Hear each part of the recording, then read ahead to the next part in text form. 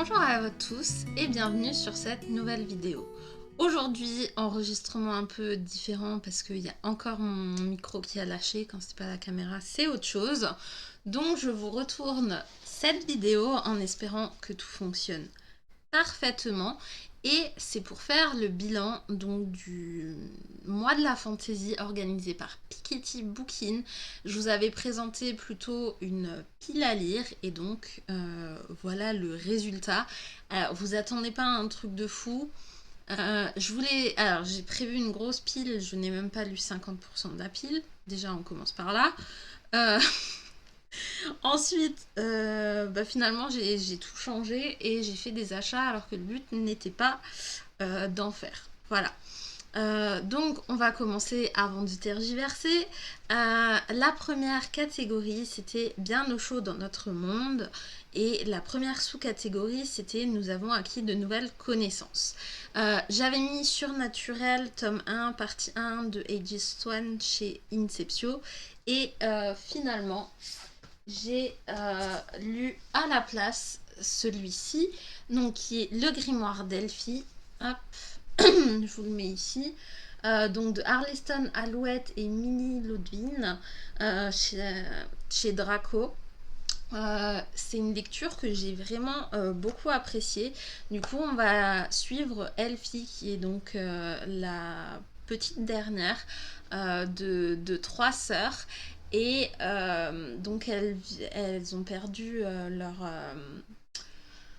leur maman dans un incendie et sa moyenne sœur et elle se retrouvent chez leur tante jusqu'au jour là où en fait leur plus grande sœur, un peu plus autonome, vient avec eux avec un, un bus genre à la londonienne en 2 étages, tout ça, pour faire une librairie. Elle va récupérer ses sœurs et on va les suivre dans leur aventure. Et franchement, c'est déjà super bien écrit et en plus c'est hyper hyper hyper mignon, bien fait. Enfin voilà, moi personnellement j'ai tout adoré.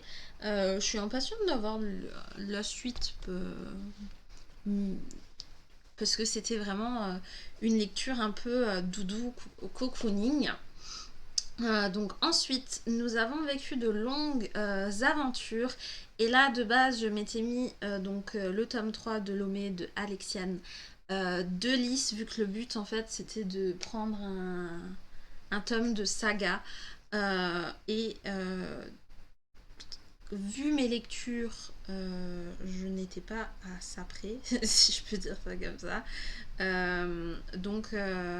Je vais avancer en fait dans la lecture et ah bah non j'avais The Bonne Season de Samantha Shannon, du coup qui est un tome 1 hein, mais saga on n'a pas précisé, suite de saga que j'ai lu et que j'ai globalement bien aimé. Donc on va suivre Paige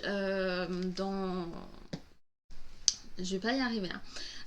Qui travaille dans une association criminelle, rien ne va se passer comme il faut. Enfin, c'est un beau pavé. Il y a des moments là où je me suis un peu perdue, j'avoue, dans ma lecture. Mais ça reste une bonne lecture. Je me suis déjà pris le tome 2. Donc je verrai ce que ça donne. Si j'accroche ou pas, parce que je me suis quand même relativement vite désengagée. Après, j'ai bien aimé la fin, mais voilà, je me ferai vraiment une idée plus en détail, je pense, pour le tome 2. Donc, je vous tiendrai au courant et j'ai pas précisé que c'était chez De Saxus, mais vu qu'on en entend partout parler, je pense que on le sait. Et du coup, la troisième sous-catégorie, c'est nous avons rencontré des gens exceptionnels. Donc c'était un livre sur la magie, la sorcellerie, etc. J'avais pris L'Ordre du Cygne, Les Chevaliers de Camelot, le livre 1 de Virginie Salobir. Donc c'était on va dire mon livre favori que j'avais mis dedans. Et finalement, j'ai lu L'Ours et le Rossignol de Catherine Ardenne, donc en audiobook par contre, je l'ai pris. Et franchement, j'ai adoré, adoré l'histoire. Et du coup, on va suivre la jeune protagoniste. Et en vous disant ça, je viens d'oublier son prénom alors que je suis en plein dans le tome 3 actuellement. Donc on la découvre petite, qui vient de perdre sa mère dans sa famille. On est en Russie, hein, quand même, au cas où, si je vous l'avais pas dit. Et l'univers est juste sublime. En fait, ça mélange conte, mythe et froide Russie. Alors vous allez me dire, en juin, elle lit un truc d'hiver. Écoutez, j'étais dans le mood, c'était une excellente lecture. Et clairement, j'ai continué par après le tome 2. Et là, je suis en cours du tome 3 et vraiment, j'adore.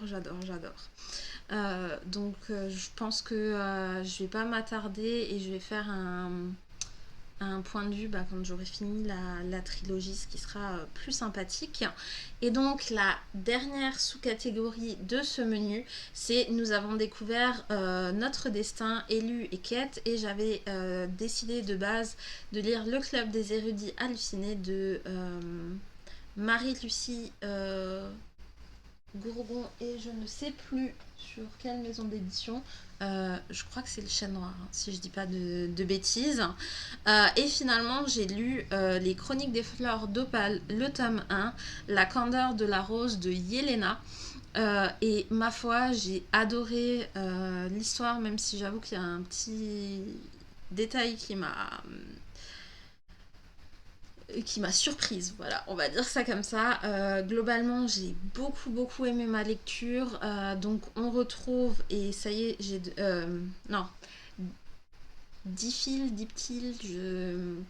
qui est donc une jeune protagoniste, et on arrive en fait dans un monde et on apprend qu'elle est un peu spéciale, donc pas une humaine traditionnelle. Ils sont dans un peuple à part, et en fait ils se font traquer par les humains.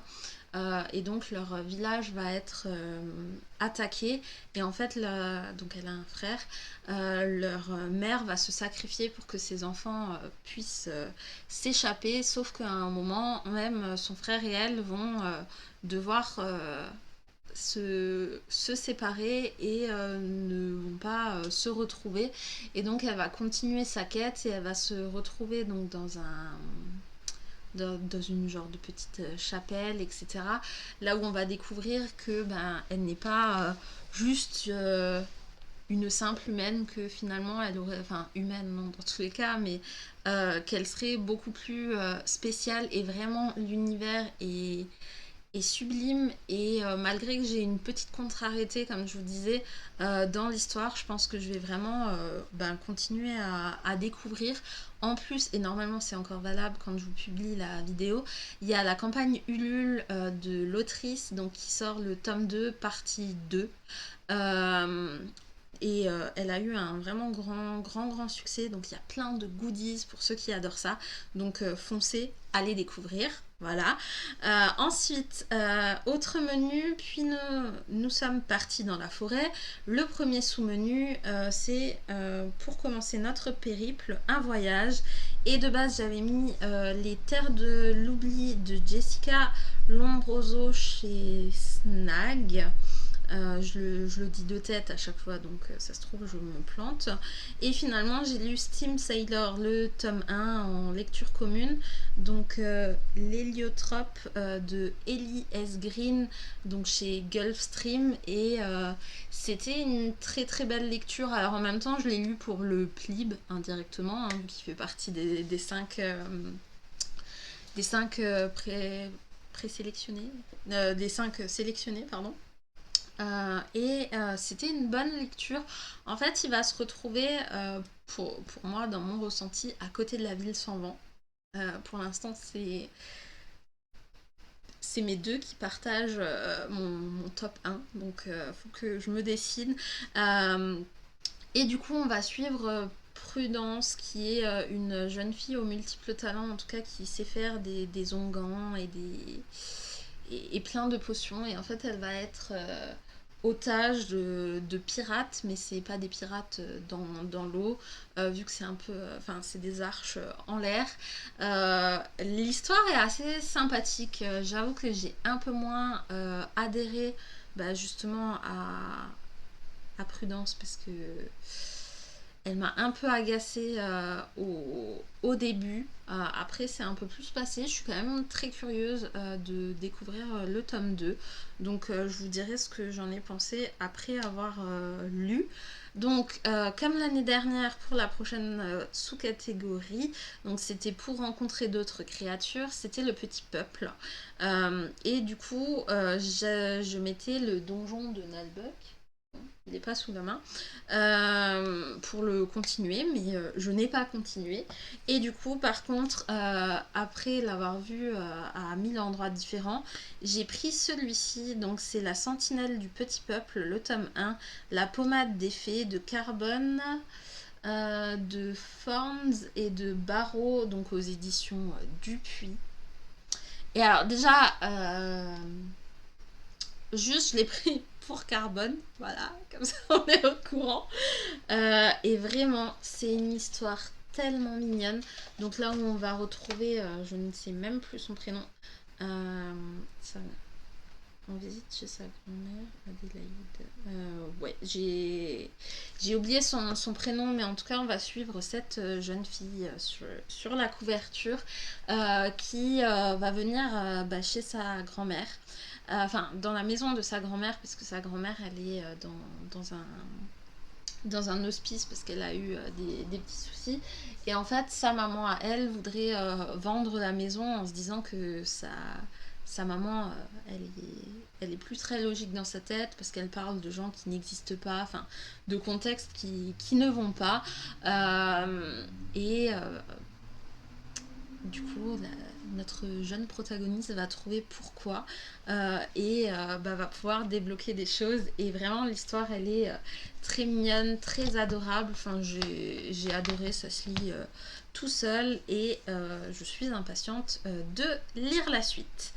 Ensuite, bah, la prochaine sous-catégorie, c'était pour relever un défi. Donc de base, je m'en étais fait deux. C'est-à-dire que soit j'avais dit, je prends le e-book le plus gros de ma palle, et dans ce cas-là, ben, je vous le mets.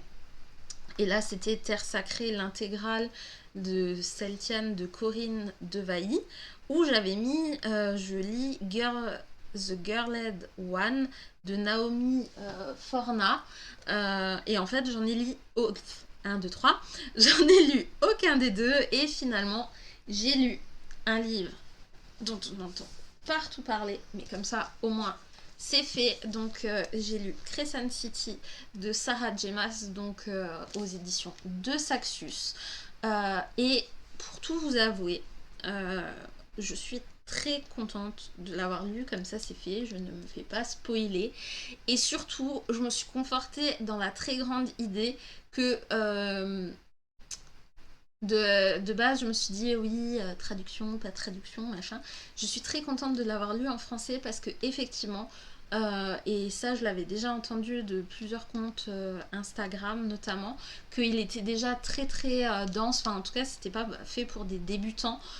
Et je vous le confirme, hein, l'univers il est très très dense. Enfin, comprendre comment fonctionne Crescent City, c'est quand même relativement compliqué. Le livre fait quand même 955 pages.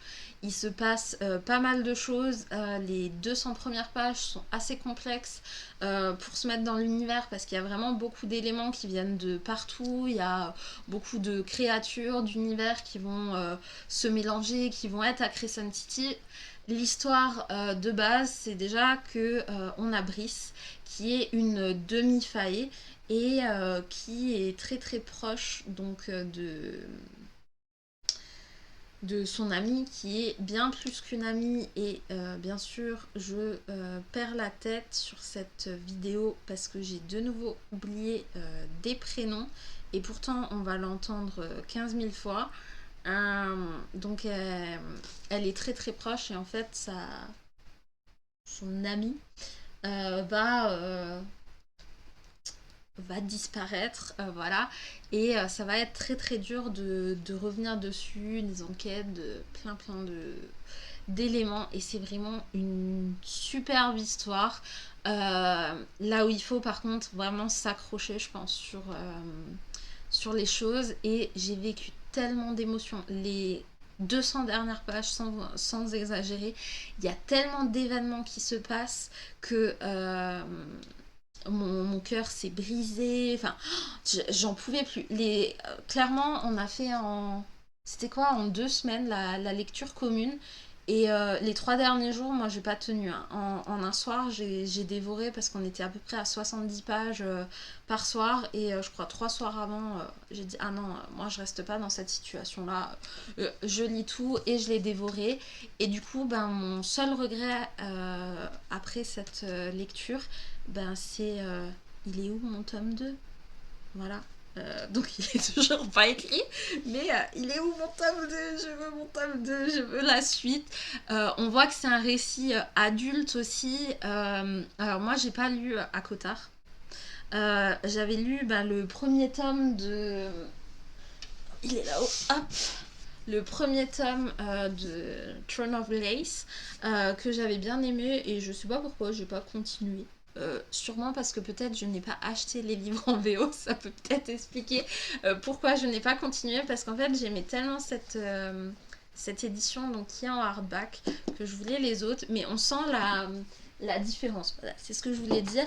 Là c'est quand même plus jeunesse, après ça fait partie quand même d'une série qu'elle a écrit il y a plus longtemps, et là on sent vraiment que Crescent City c'est plus évolué, c'est plus adulte, donc si ça vous dérange pas d'avoir quelque chose d'assez évolué mais qui est quand même un peu ado, n'hésitez pas à le découvrir. Pardon pour les notifications. Donc voilà. Ensuite, prochaine sous-catégorie. Pour survoler la dernière partie, donc il fallait des créatures volantes. Je m'étais mis deux potentielles lectures. D'abord Feu Sacré, le tome 2 Sœur de sang de Niki Popreto aux éditions Lumen, où j'avais mis La malédiction de l'anneau de Nirfungar de Sarah Grimm. Et là, j'ai un doute sur l'édition, donc au cas où, je vous le mettrai. Et finalement, et encore, je sais même pas s'il compte dedans, mais en tout cas, ça a été une superbe lecture pour moi. C'est Les créatures d'Apocalypse de R. Ronsedor. Et du coup, c'est de l'auto-édité, et c'est un recueil de nouvelles, mais je l'ai quand même compté dedans. Là où, en fait, dans chaque nouvelle, forcément, on suit d'autres personnages. Globalement, c'est sur les animaux, enfin, la vue des animaux, en fait, par rapport à notre monde ou par rapport à des évolutions. Moi, je trouve que c'est un livre qui fait réfléchir. Alors, je sais pas si vraiment je l'ai mis au bon endroit, mais comme il y a un peu tout dans les animaux, moi, ça m'a tenu à cœur de quand même le mettre dedans. J'ai vraiment adoré. J'ai adoré dès la première histoire, et j'ai tout dévoré. Après, sincèrement, il est pas très long. Je crois qu'il fait moins de 200 pages, ou à peine un peu plus de 200 pages, donc ça se lit vraiment très vite. Mais en tout cas, ça m'a fait découvrir l'autrice. Et dans tous les cas, j'ai un autre livre que j'avais déjà commandé chez elle en édition de luxe, donc qui est Masques et Monstres. Et du coup, vu mon expérience avec la nouvelle, j'ai vraiment hyper envie de le découvrir, parce que si j'adore la plume, autant que j'ai adoré sur la nouvelle, c'est cool. Voilà. Ensuite, autre sous-catégorie, et nous avons atterri vers d'autres contrées. Donc c'était une autre catégorie, excusez-moi. Et la sous-catégorie, c'est où nous avons trouvé l'amour. Et là, j'avais lu donc au tout début du mois, enfin, oui, L'aurore de la Perce-Neige. Et du coup, on va suivre Almira qui... Almira, si, qui est, je suppose, la jeune femme qui est là, et qui travaille en fait dans la librairie de sa tante, et qui un jour va rencontrer un homme pour le moins un peu spécial. Et elle va le suivre et elle va avoir plein d'aventures. J'avoue que c'est une lecture mitigée. Alors, j'ai peut-être pas dit, donc c'est de Alexis Breton et c'est chez l'Alsacienne indépendante. Alors, je suis en demi-teinte en fait sur le livre. C'était pas une mauvaise lecture, c'est pas non plus un coup de cœur. Pour moi, il y a un univers qui a creusé, mais il fait je sais plus combien de pages. Il fait moins de 300, enfin, il fait 270 pages, on va dire, à une ou deux près. Pour moi, il manque 200 pages. Voilà. Pour que ça rentre dans mes critères et dans ce que j'aime bien. Pour moi, c'est exactement ça. Il me manque plus de détails, plus d'approfondissement. Le départ est bon, mais ça va trop vite et entre-temps, il m'aurait fallu plus d'éléments. Voilà. Ensuite, j'avais... oui. Où nous avons pris un apprenti, donc il fallait prendre de la littérature jeunesse. Et donc j'avais prévu de base de lire Monstre Hôtel, le tome 4 de Karina Rosenfeld chez Gulfstream. Et finalement, par hasard, en passant dans, dans un Cora, j'avoue que j'ai vu ça. Et je me suis dit, c'est parti. Donc c'est Néo, c'est adapté donc du roman de Michel Bussy. Ça a été adapté par L'Herminier et Jet, si je prononce ça bien. Et c'est fait chez Jungle. Et donc c'est l'histoire du roman forcément adapté en BD. Et on va suivre deux clans dans cette histoire. Donc on va dire le clan un peu des favorisés qui sont dans un château, qui ont tout ce qu'il faut, et puis le clan des plus défavorisés qui ont plus de difficultés pour manger, etc. Parce qu'il n'y a plus vraiment d'adultes sur la Terre. Il y a plein de choses qui se passent. Donc c'était une très très bonne lecture. Hop, le mois dernier, ce mois-ci, je ne sais plus, il y a le tome 2 en roman qui est sorti, mais je vais attendre du coup en espérant, mais je vais le supposer, qu'il y aura de nouveau une adaptation BD pour le tome 2. Voilà. La prochaine sous-catégorie, c'est où nous nous sommes laissés porter par les autres. Il fallait faire une LC ou un tirage au sort. Alors LC, en vrai, j'aurais pu me dire, je reprends Crescent City vu que je l'avais fait en LC. Et même, j'aurais pu prendre Steam Sailor parce que je l'ai aussi fait en LC. Et finalement, j'ai demandé à une personne sur Insta qui m'a choisi donc Accord corrompu de Kelly Sinclair. Et c'est un échec. C'est-à-dire c'est un abandon.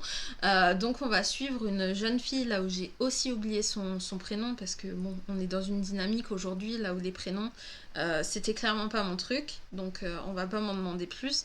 Et c'est une princesse qui n'a jamais vu son reflet, en fait, qui a toujours un voile, et elle est promise à un jeune garçon, mais il y a plein de protocoles, de règles qui ne sont pas forcément suivis. Et donc elle va en payer le prix avec sa mère, etc. Et finalement elle va perdre ce fameux prétendant pour X ou Y raison. Et elle va aller dans une quête, partir de chez elle. Et après j'ai abandonné parce que ça m'a... je sais pas, ça m'a pas happé. J'ai trouvé les réactions tellement bizarres. Enfin, une fois ça...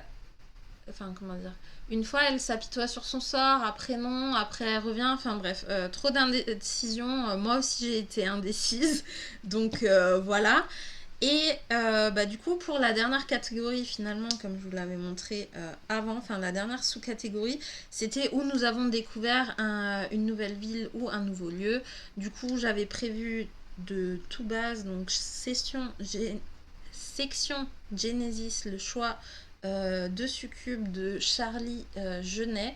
Et finalement, j'ai remis, enfin j'avais mis The Bonne Season, donc je vais pas vous en reparler. Au final, quand je fais le point, c'est pas si terrible que ça. Il y a eu du coup du très très bon comme Crescent City et alors les deux BD au final c'est de la très très bonne lecture. Euh, et puis voilà, donc je vais vous laisser là en espérant que cette lecture vous aura plu. Je pense que vraiment sur les chroniques des fleurs d'opale aussi, je vous ferai une chronique, je ferai une vidéo à part. Steam Sailor, j'en ferai une à part et surtout L'ours et le rossignol, je sais plus le nom de la série, mais en tout cas de Catherine Arden, je ne manquerai pas non plus de le partager. Donc voilà. En tout cas, je vous fais des gros bisous, plein de belles lectures, et puis à très bientôt. Ciao ciao.